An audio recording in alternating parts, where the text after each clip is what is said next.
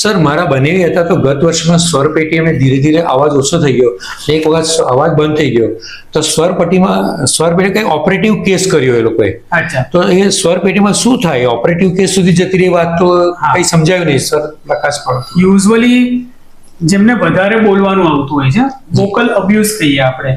તમે એક્ઝામ્પલ તરીકે ટીચર્સ લઈ શકો, સિંગર્સ લઈ શકો, ફેરિયાઓ લઈ શકો, કે જેમને વધારે વાર બોલવાનું હોય છે ને વધારે જોરથી બોલવાનું હોય છે. હા ટીચરમાં પણ તમે જોશો તો યુઝ્યુઅલી રાઈટ સર. જે પ્રાઇમરી સ્કૂલના ટીચર્સ હોય છે કે જેમાં એક ક્લાસમાં 30, 40, 50 બચ્ચા હોય Naturally. અને બધા જ પોતાની વાત સાચી કરવા માટે કોશિશ કરતા હોય, બરાબર. ત્યારે એ જે ટીચરે શાંત રાખવા પડે બચ્ચાઓને, તો એમનો અવાજનો વધારે યુઝ થાય. ચોક્કસ. હવે એક લેવલ કરતા વધારે યુઝ થાય એટલે જે આપણી સ્વર પેટી હોય એની અંદર સ્વર તંતુ હોય, વોકલ કોર્ડ્સ હોય, અને એની પર જોર પડે એટલે ત્યાં નાના નાના મસા થવાની શરૂઆત થાય.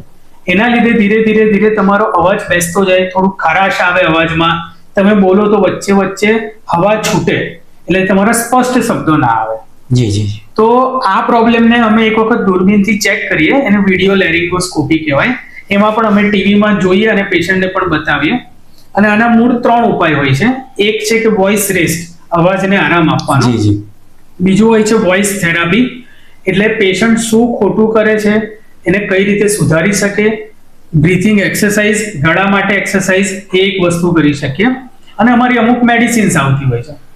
એક લેવલથી વધારે આ પ્રોબ્લેમ વધે કે જ્યારે તમારો મસો છે કે જે નથી સુધરી રહ્યો, તો એમાં ઓપરેશન આવે. અને એ ઓપરેશન પણ દૂરબીનથી થાય, બહાર કોઈ કાપોચીરો ના આવે, ગળાની અંદર દૂરબીનથી ઓપરેશન થતું હોય છે.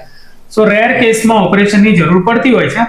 અને જ્યારે અમને લાગે કે ના આમાં કેન્સર હોવાના પણ ચાન્સીસ છે, યુઝ્યુઅલી બીડી સિગરેટનું જેને વ્યસન હોય, તો એવા કેસમાં થોડુંક વધારે સતર્ક રહીને વધારે તપાસ કરાવીને એનું નિદાન કરીને આગળ વધવાની જરૂર પડે. સર તમારી માહિતી ખૂબ અદ્ભુત છે.